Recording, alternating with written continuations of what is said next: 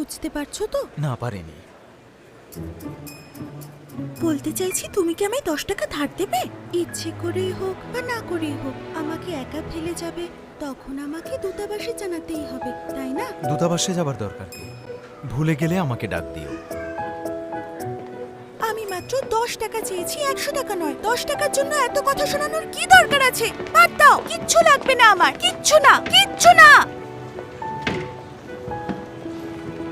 চলে গেল।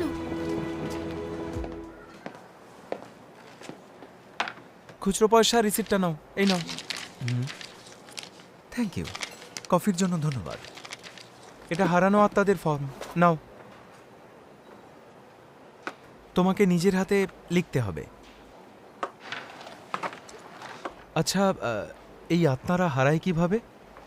শুনেছি এদের অস্তিত্ব থাকে, যদিও কোনোদিন দেখিনি। ঈশ্বরের ইচ্ছে বলতে পারো।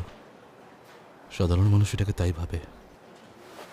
আমরা এদেরকে বলি হারিয়ে যাওয়া আত্মা। বুঝতে পেরেছ? আশ্চর্য তো, তোমার কেসটাও এমন।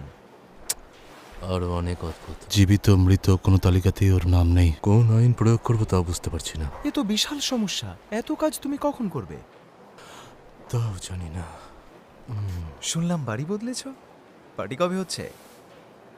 এটাই যারা নিয়েছি। আমিও চাইছি, কিন্তু টাকা জমছে না।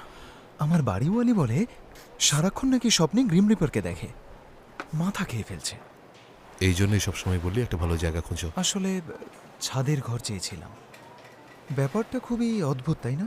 গ্রিম রিপার হয়েও বাড়িতে কেন থাকবো আমরা?